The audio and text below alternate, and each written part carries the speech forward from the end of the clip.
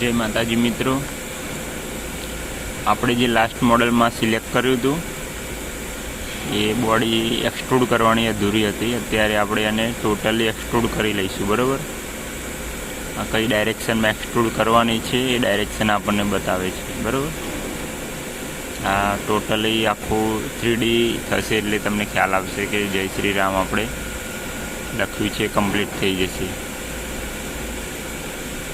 Already આપણું જય શ્રી રામ લખેલું કમ્પ્લીટ એક્સટ્રુડ થઈ ગયું છે. હવે આને 3Dમાં જોવું હોય તો આપણે શેડ ઉપર ક્લિક કરીશું એટલે આપણને આ મિત્રો એક વાય લખવાનો રહી ગયો છે એમાં. બરાબર, જય શ્રી રામ.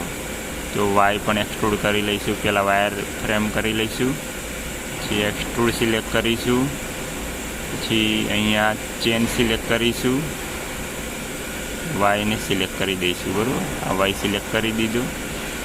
પછી એની ડાયરેક્શન બંને ઉપર છે ઓલરેડી. બરાબર, અહીંયા ઓકે આપીશું, અહીંયા ઓકે. હજી એક્સટ્રુડ થયું નથી. એ કેમ નથી થયું કે આ આપણે પ્લસ છે એટલે એક્સટ્રુડ થયું નથી. એને શું કરીશું આપણે ટ્રીમ. બરાબર, હવે એક્સટ્રુડ કરીશું સોલિડ એક્સટ્રુડ.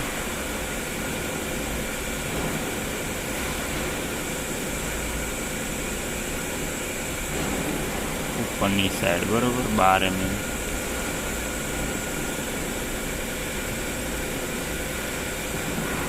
હજી પણ આલ્ફાબેટમાં ભૂલ લાગે છે. અત્યારે વિડીયો પોઝ કરું છું, હું જોઈ લઉં છું શું પ્રોબ્લેમ છે એમ. અહીંયા આપણે ડાયરેક્ટ સિલેક્ટ કર્યું છે, ઓકે આપું તો હવે થઈ ગયું. બરાબર ને, ઉપરની સાઈડ વાય પ્લસ થઈ ગયું. અત્યારે વાય પણ સોલિડ થઈ ગયું. હવે બાકી શું રહી ગયું?